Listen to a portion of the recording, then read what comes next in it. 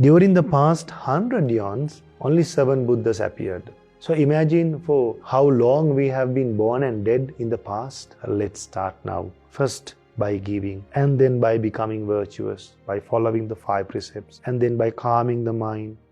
Namo Buddhaya, Theruvan Saranai. So we are continuing the series of teaching you how long we have been coming in this long journey of samsara, being born and dead. So there's a sutta called Sāsapa Sutta, and this is about a mustard seed. One day a bhikkhu came to the Buddha and asked the Blessed One how long the eon is. A eon is a period to explain how long we have spent this samsara, and out of this long journey, eon is also a very small time that we have spent. Now, for an example, if someone kills a mother or father, he will be born in the hell for a eon. That is the length. So, one day, a bhikkhu came to the Buddha and asked, Bhante, how long is a eon? Then the Buddha said, a eon is very long. It's hard to say this much of years, and it is 100 years or 1,000 years or 100,000 years. It's hard to say by years. Then, since it's hard to explain, and it is impossible to explain in years, this bhikkhu asked whether it's possible to explain through an example. Then the Buddha said, yes, I will explain through an example. That's possible. Then the Buddha says, suppose there is a city surrounded by an iron wall. This iron wall, if you take the length and the width,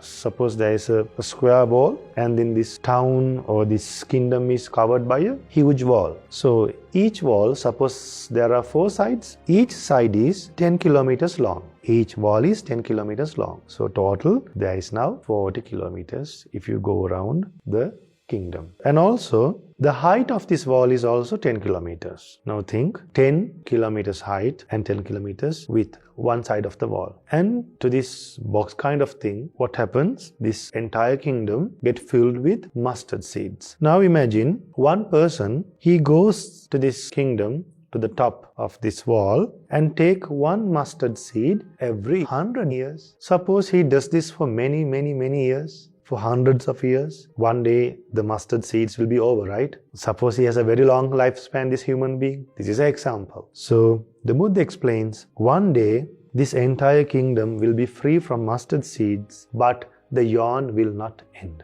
But the eon will not end. That's why we should be very careful. If someone kills the mother or father, he will be gone to the hell for a eon.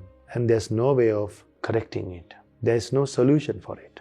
How much you practice Dhamma, only after the bad karma is over, you will experience the results. So, when you think about the journey of samsara, from the time we have been coming along this long journey of samsara, there are many eons like that. During the past 100 eons, only 7 Buddhas appeared. That's only during the past 100 eons. So imagine for how long we have been born and dead in the past. Therefore, dear Dhamma friends, not in each and every life we come to the human world, we get to hear Dhamma. Not in each and every life we hear about a Buddha. Sometimes a Buddha comes to this human world and preaches Dhamma. We are not in the human world. We are somewhere else. We are not in a place and we don't have the merit to realize the Dhamma. Can't that happen again in a future life for us? What happens then? Again we have to pass many eons and eons by being born in the human world, then in the animal world, in another time in the hell, another time in the ghost world. Because the nature of our mind is, our mind does not chase after good deeds. Our mind delights indulging in sensual pleasures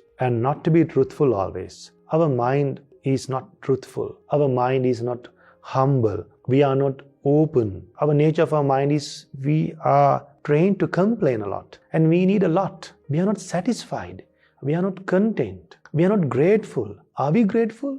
Are we at least grateful for our parents? Think we are 50 years. Though we are 50 years, though we have children, are you still grateful for your parents? Have we done what parents have done for us in return to the parents? No. So if we can become so ungrateful and so greedy, and a life without qualities, without any guidelines, without a proper practice of mindfulness, how would we live a happy life in a future birth? And also think, when we are born without wisdom, we will grow like a cow that has a lot of muscles and very huge, but no wisdom. And think and live in a materialistic world without no wisdom, just overcoming fear and sorrow through sensual pleasures, and one day die with a confused mind. and also be born with a confused mind without knowing what to do as a human being. When you learn these teachings, after you hear these teachings, I believe you will become a human being who has a great hope and who will fulfill the task and you